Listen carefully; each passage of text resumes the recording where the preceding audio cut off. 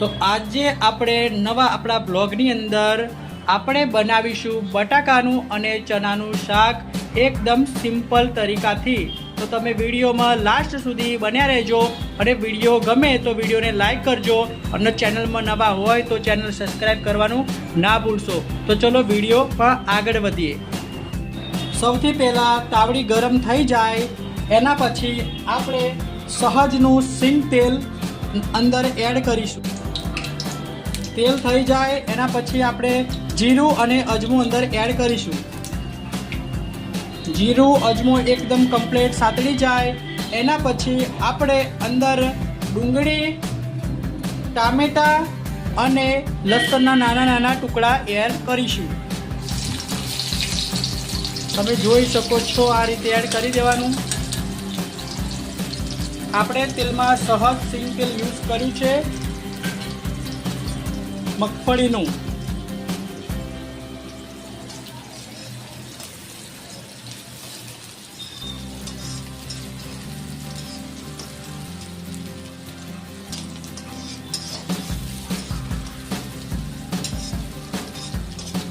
તેલની અંદર ડુંગળી, ટામેટા, લસણ એ બધું કમ્પ્લીટ એકદમ શેકાઈ જાય એના પછી આપણે ચણા અને બટાકાનું શાક એડ કરીશું।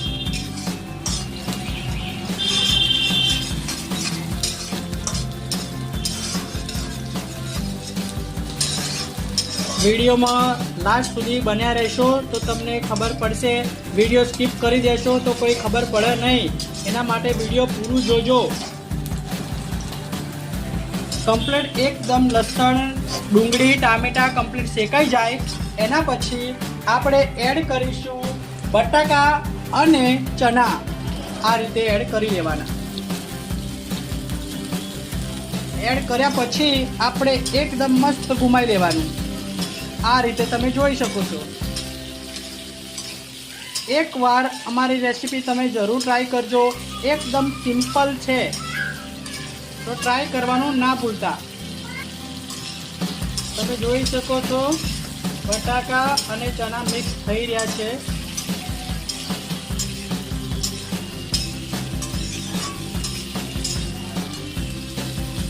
એના પછી આપણે અંદર મીઠું એડ કરવાનું છે। મીઠું સ્વાદ અનુસાર તમે અંદર એડ કરજો।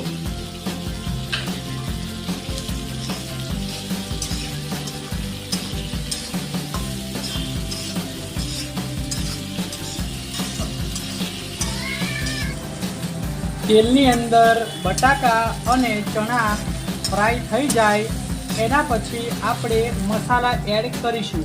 ગેસની ફ્લેમ ડાઉન કરી દેશું।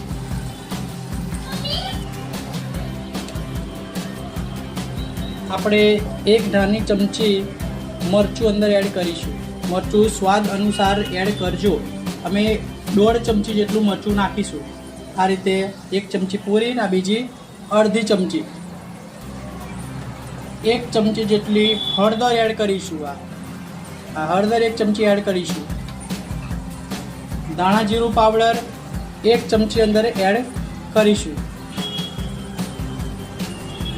એના પછી આ રીતે એને મિક્સ કરી દેવાનું।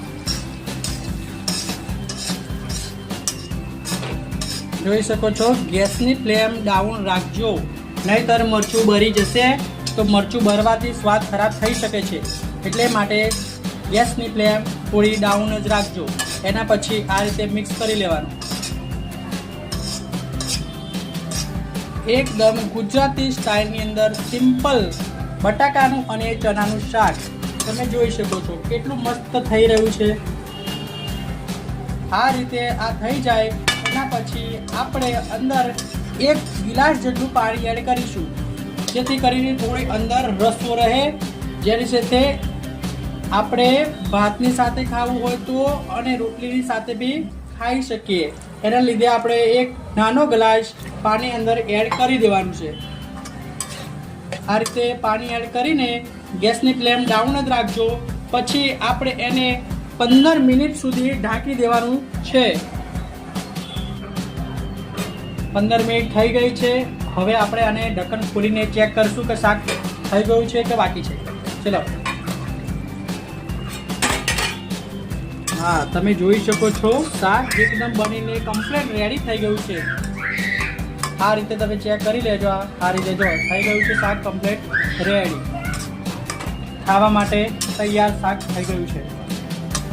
આ રીતે તમે પૂરું વિડીયો મારું જોજો અને પછી એકવાર જરૂર શાક ટ્રાય કરજો.